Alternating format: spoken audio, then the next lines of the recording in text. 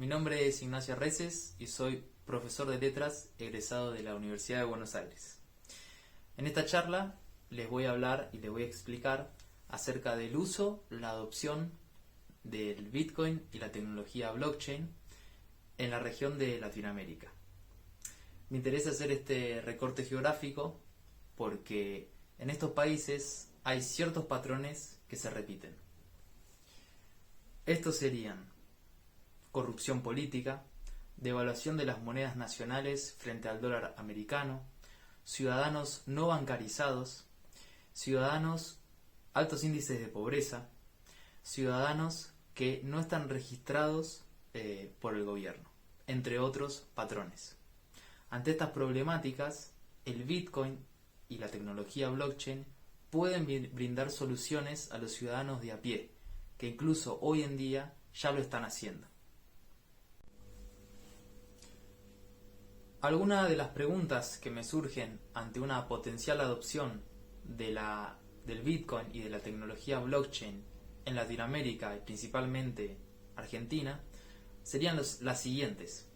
En primer lugar, ¿los ciudadanos confían en los políticos? En segundo lugar, ¿los ciudadanos confían en los bancos privados y en el Banco Central de su nación? En tercer lugar, ¿los ciudadanos confían en su moneda nacional como índice de cuenta y reserva de valor? En cuarto lugar, ¿los ciudadanos son educados acerca de qué es el dinero y en finanzas personales básicas al menos en las currículas educativas? En quinto lugar, ¿los ciudadanos son capacitados de algún modo para invertir sus ahorros en tecnologías disruptivas o en el sistema monetario y financiero tradicional? Y en sexto lugar, ¿los ciudadanos confían en el manejo de datos que realizan las instituciones y los gobiernos sobre sus propios datos? Si hiciéramos una encuesta sobre estas preguntas a la mayoría de la población argentina, la respuesta general a todas estas preguntas sería no. Los ciudadanos no confían en los políticos, los ciudadanos no confían en los bancos, por la historia argentina en sí misma, los ciudadanos no confían en su moneda nacional como reserva de valor, los ciudadanos no han recibido educación financiera ni las nociones básicas sobre qué es el dinero, los ciudadanos no confían en cómo las instituciones o las corporaciones privadas manejan y tratan sus datos, y los ciudadanos no han sido educados en todo lo que es el mundo de las inversiones, ya sea en tecnologías disruptivas como el Bitcoin o en inversiones más tradicionales de la bolsa de valores, por ejemplo. En este sentido, me hago la siguiente pregunta. ¿Es este estado de situación completamente negativo e irreversible? Y la respuesta que tengo es que no, y que incluso es el estado de situación ideal para que una sociedad necesite y quiera adoptar el Bitcoin y abrazar y adoptar también la tecnología blockchain para poder solucionar problemas que las instituciones y los gobiernos no le están pudiendo solucionar. Hoy en día las sociedades desconfían cada vez más de los políticos corruptos, de los medios de comunicación corruptos y de los bancos privados y la corrupción que rige todo el sistema. Es por esto que cobra un particular interés y un sentido relevante esta desconfianza, ¿no? que se puede oler en las sociedades. Es interesante pensar en Bitcoin como un sistema monetario revolucionario que basa su confianza, digamos que basa su validez en la desconfianza que rige todo el sistema. Todos los mineros desconfían de los otros mineros y necesitan validar constantemente todas las transacciones para que se den, digamos, correctamente, para que se produzcan correctamente.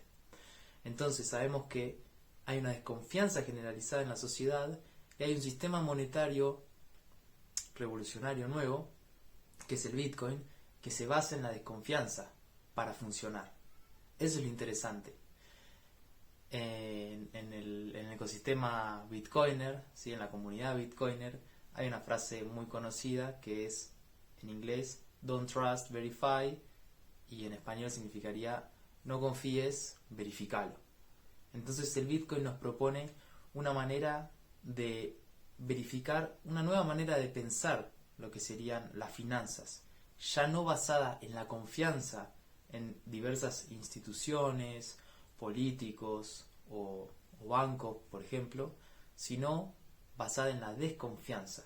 Y es esta desconfianza constante que hay en toda la blockchain y en todos los agentes, por decirlo de alguna manera, lo que genera la confianza en el sistema. No hay un ancla que te obligue a confiar en alguien o en algo, o en un tercer agente, como le dice. No hay un tercer agente en el quien vos tenés que confiar para poder operar en la red. No se te puede frizar una cuenta, se te pueden confiscar tus bienes, tus datos, en esta base de datos que es el Bitcoin. Y es así como un sistema monetario basado en la desconfianza puede generar confianza en sus usuarios. Hay otra frase muy conocida en la comunidad Bitcoiner que se utiliza en las hardware wallets de la marca Ledger, que dice en el latín vires in numeris, que significaría en español fuerza en los números, o mejor dicho, la fuerza está en los números, haciendo referencia a lo que sería el código binario que está en el fondo del software de las computadoras que corren la red de Bitcoin y la tecnología blockchain de fondo.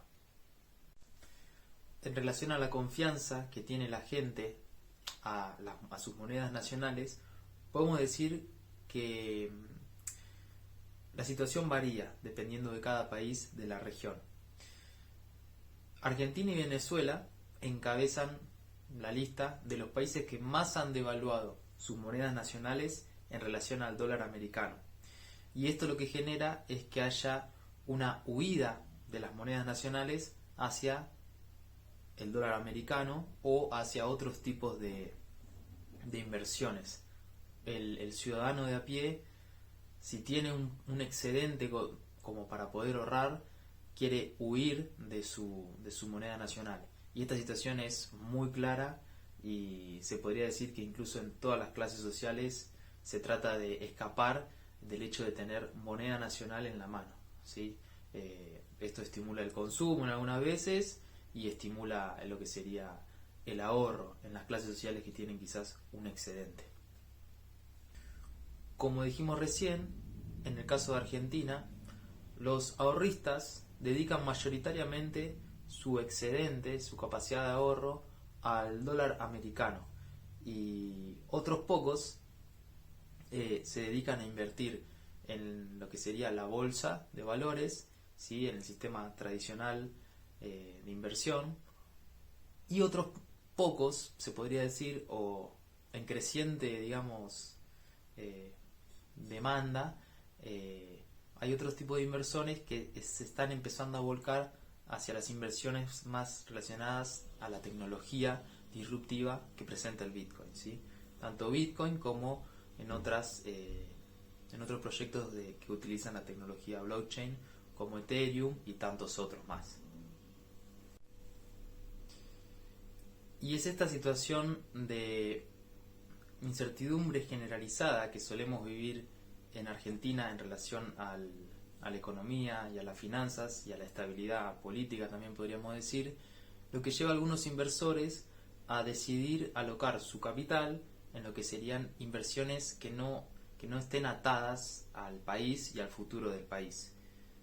Estas inversiones en el mundo tradicional podrían ser, por ejemplo, los CDRs, y en el mundo vanguardista de las tecnologías de cadenas de bloques podrían ser el Bitcoin, Ethereum y muchos otros proyectos de tecnología Bitcoin. Lo interesante es que el inversor trata de evitar la incertidumbre del país invirtiendo en activos que quizás pueden ser considerados muy riesgosos para los asesores financieros educados, digamos, por decirlo de una manera, en el mundo más tradicional de la bolsa de valores. Pero a pesar de esto, hay muchísimos inversores en Argentina, que es donde yo vivo y conozco, y en Latinoamérica sé que también, muchísimos inversores que están decidiendo alocar su capital y que confían en lo que son estas nuevas maneras de invertir su dinero en tecnologías disruptivas que vienen a proponer verdaderos cambios de lo que es el sistema financiero tradicional, ¿no? Que está, como todos sabemos, dominado por unos pocos.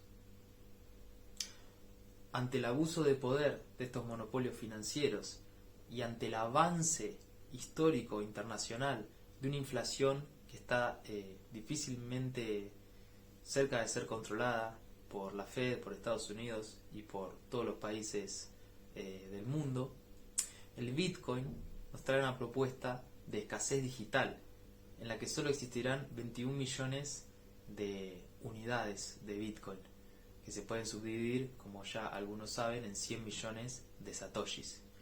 Lo interesante es que el Bitcoin nos propone por primera vez en la historia de la humanidad la realidad de poder poseer escasez digital y de poder poseer un activo, de ser un verdadero soberano de ese activo digital, ya que su red tiene como una de sus características el hecho de ser inconfiscable. Si alguien no quiere revelar sus seed phrase o su frase secreta, salvo que lo maten o torturen a esa persona puede no revelarlo, a pesar de estar siendo, no sé, extorsionada por un gobierno o una institución. Ahí entra en juego el famoso chiste de perdí mis bitcoin o mis llaves secretas en un accidente de votos, ¿no? Que Michael Saylor suele repetir jocosamente, sobre todo en el 2021, que estaba de un humor un poquito más alegre relacionado a la subida del precio del Bitcoin.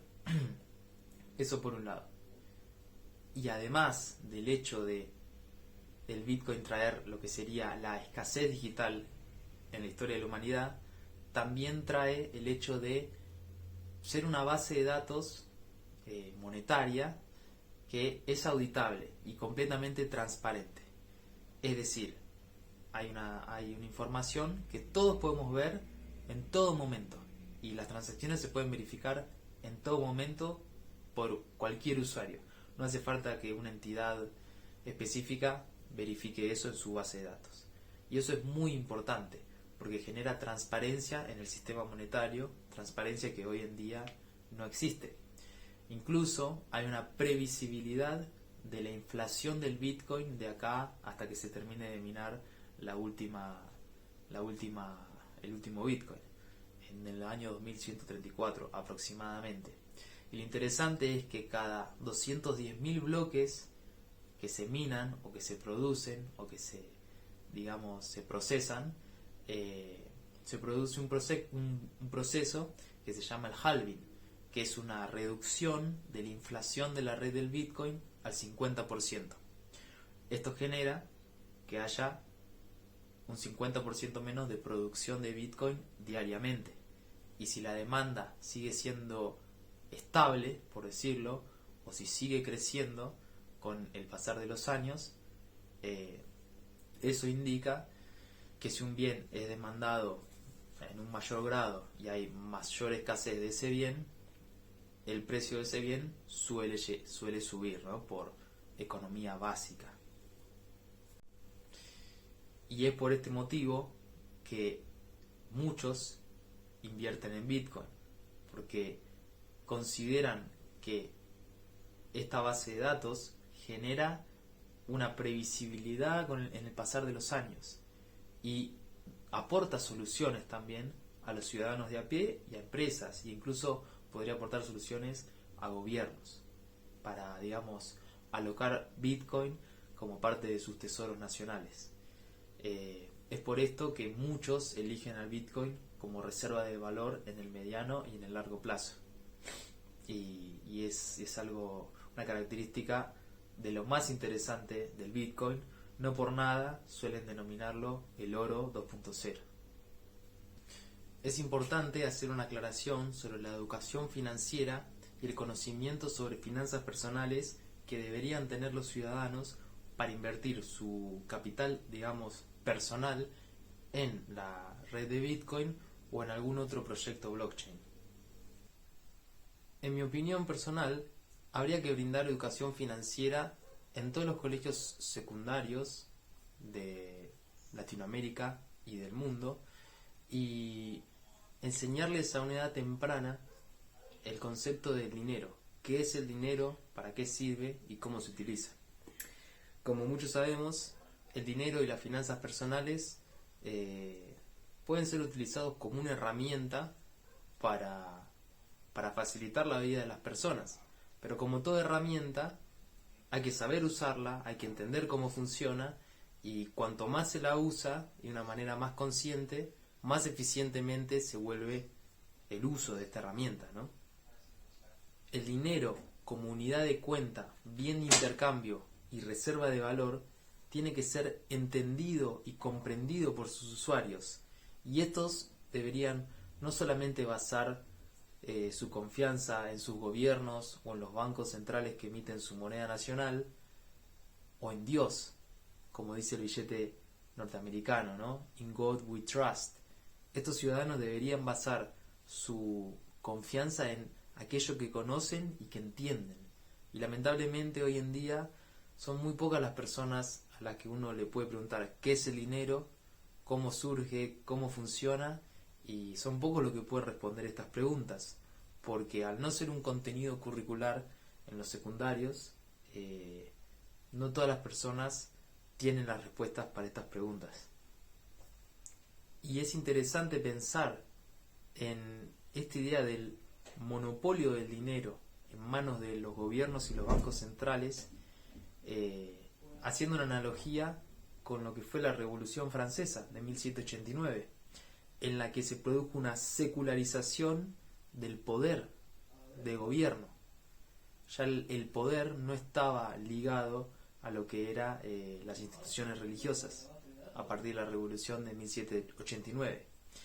La revolución que viene a proponer el Bitcoin al sistema monetario tradicional es justamente esto: cortar con un monopolio, acabar con el monopolio del dinero, y que la gente pueda tener su propio dinero, que el Bitcoin, ¿sí? Que el Bitcoin sea esta idea revolucionaria que le vuelva a devolver a la gente la posibilidad de tener una reserva de valor controlada y deflacionaria a lo largo del tiempo.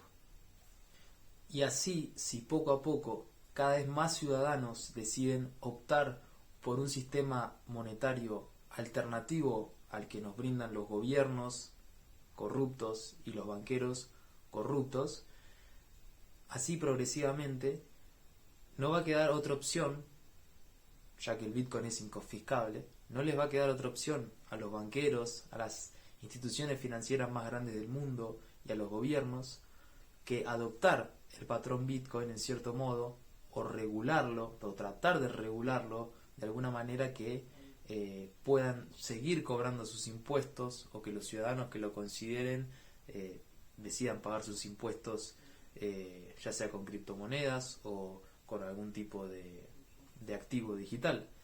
Entonces es interesante cómo Bitcoin viene a le propone al ciudadano nuevamente ser verdadero soberano de su dinero, y un dinero que sería descentralizado, que estaría en manos de muchos mineros alrededor de todo el mundo y de miles de nodos de Bitcoin. Y es interesante esta propuesta porque se busca justamente una internacionalización de una moneda que tendría un alcance más allá de los límites geográficos de un país, y es una idea revolucionaria que Satoshi plantó una semillita hace muchos años y verdaderamente hoy en día sigue vigente, con un market cap enorme, una capitalización de mercado muy grande, cercana a la de las empresas más grandes del mundo. Entonces es como que ya no se puede dejar de ignorar al Bitcoin como un activo financiero que está tomando cada vez más fuerza y como la bola de nieve, ¿no?, que cae por la montaña, cada vez acumula más fuerza y más personas que creen en esta idea tan revolucionaria que planteó Satoshi Nakamoto hace ya tantos años. Y relacionado a esto que estoy diciendo, siempre me viene a la mente un bitcoiner muy inspirador para todos, que es Andreas Antonopoulos, ¿no?, que él plantea que el bitcoin, como dijimos hace unas pocas oraciones, el bitcoin es el dinero de la gente, y que va a ser el dinero de la gente, un dinero inconfiscable, auditable, y que pertenece verdaderamente a aquel que posee sus frases privadas, o sus keys, como se les dice también. Andreas Antonopoulos es una persona muy inspiradora dentro de la comunidad, y siempre sus videos son de una calidad impresionante, ¿no? Y es muy importante el concepto de el Bitcoin como el dinero de la gente, y ya no el dinero de los políticos o el dinero de las instituciones financieras o el dinero de los bancos centrales. Y un poco en relación a la analogía histórica que decíamos de la Revolución Francesa, así como en un momento se pudo separar el poder de la religión, bueno, en un futuro, quizás no en muchos años, se va a poder separar el poder del monopolio del dinero. Y de algún modo, así la gente, las personas comunes, el ciudadano de a pie, va a poder recuperar esa soberanía y esa capacidad ahorrativa que durante tantos años se fue disminuyendo con la devaluación de las monedas nacionales, con la devaluación sistemática de las monedas nacionales. Hoy en día estamos hablando que la inflación anual de Estados Unidos es cercana al 9% la declarada. La no declarada podría ser mucho más, es mucho más seguro. Entonces nos vuelve esta idea, ¿no?, de Bitcoin como el dinero de la gente, y Andreas Antonopoulos desde tan temprano, hace ya tantos años que viene militando esta idea, ¿no?, y esta revolución que nos viene a plantear el Bitcoin. Por último, me gustaría hacer referencia al tópico del manejo de los datos de los ciudadanos que hacen los gobiernos, instituciones privadas y corporaciones. Como todos sabemos, hoy en día los datos son una commodity, un activo, un bien comerciable. Y no por nada una de las empresas de mayor capitalización del mercado del mundo justamente son aquellas que comercian con los datos de las personas.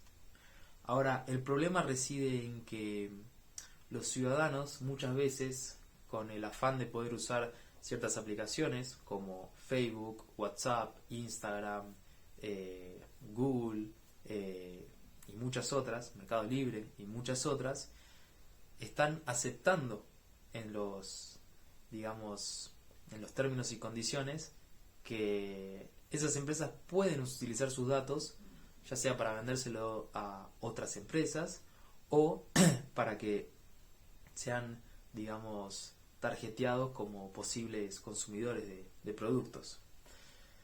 Ahora, el problema reside en que los datos que generamos nosotros como ciudadanos no son verdaderamente nuestros. No somos nosotros los que estamos lucrando con nuestra información. Ni tampoco, muchas veces, somos conscientes de los datos que manejan los gobiernos o que comparten los gobiernos u hospitales en los que nos atendemos sobre nuestras enfermedades, sobre nuestras condiciones biológicas y demás. Entonces es interesante pensar cómo la blockchain, ¿sí?, y un sistema de smart contracts, quizás basada en una plataforma como Ethereum, podrían ayudar a volver verdaderamente estos datos, ¿sí?, de los ciudadanos, a que vuelvan a ser nuestros de verdad, y que nosotros con una firma digital, con por ejemplo una extensión como es MetaMask, podamos admitir que un médico pueda ver nuestro historial clínico, o que una empresa acceda a nuestros datos de búsquedas de productos, por ejemplo, pero a cambio de una retribución económica, porque en definitiva los datos son valiosos. Entonces, esta es toda una discusión que es muy interesante de plantear, pero que bueno, se me va un poco ahora de las manos, ya que el tema central de esta charla era el uso del Bitcoin y la adopción de Bitcoin y las tecnologías blockchain en Latinoamérica. Y volviendo un poco al tópico central de esta charla, que es el uso de Bitcoin y de la tecnología blockchain en Latinoamérica, y en consideración final, me interesaría dar un poco mi opinión sobre el tema y hacer una cierta conclusión. Es muy interesante cómo en la región de Latinoamérica, ante el avance desmedido de los gobiernos, de las devaluaciones, de la inflación monetaria excesiva, el ciudadano siempre va a tratar de preservar lo que es suyo, que en definitiva es su tiempo de trabajo que se transforma en dinero. Es muy interesante pensar al Bitcoin y a los diferentes proyectos blockchain como defensas ante los avances, digamos, abusivos de los gobiernos, de las empresas, de las instituciones financieras corruptas. Y es muy interesante pensar que el Bitcoin y la blockchain, con todos los proyectos que puede integrar, es una herramienta válida, que ya los usuarios y los ciudadanos del mundo, de Latinoamérica, de Argentina, de África, de Estados Unidos, están utilizando. Y hoy en día hay familias que viven del Bitcoin, hay familias que viven de proyectos blockchain, hay individuos que pueden independizarse de sus familias gracias al Bitcoin, comprarse su primer auto gracias a las criptomonedas, una buena inversión. Hoy en día ya el Bitcoin no es una idea, podría decir, sino que ya es una realidad.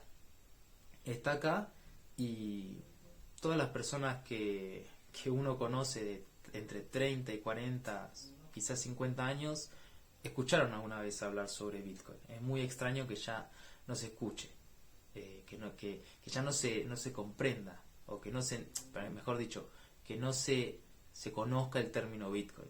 Ahora, lo que es muy importante es empezar a educar a la gente, a la sociedad, a la población, sobre verdaderamente qué significa el Bitcoin y para qué sirve el Bitcoin y por qué existe el Bitcoin, por qué nace. Y en ese sentido creo que hay un camino todavía muy largo por recorrer, porque la mayoría de la sociedad considera que el Bitcoin es una apuesta, que es una ruleta, que es como ir al casino.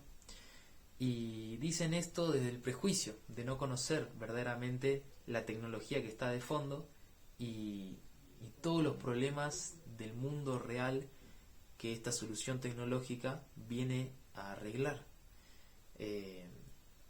Y creo que ahí hay que hacer hincapié. Es un trabajo de hormiga que hay que hacer persona a persona, yo considero. Y bueno, por eso es que también estoy muy contento de ser parte de la capacitación de la ONG Bitcoin Argentina, porque nos brinda la oportunidad a bitcoiners y personas que consideramos que estas soluciones tecnológicas ayudan a la gente verdaderamente, para enseñarlo y educar al mundo que todavía no entiende o que no atravesó digamos, este proceso de comprensión gradual que uno tiene que atravesar con una idea tan compleja como una idea y un proyecto tan complejo como es el Bitcoin y todas las soluciones tecnológicas que nos puede llegar a ofrecer la blockchain con todos sus proyectos en el futuro. Así que bueno, sin más, no les quiero robar más tiempo, les agradezco mucho por haberme escuchado y nos vemos la próxima. Saludos.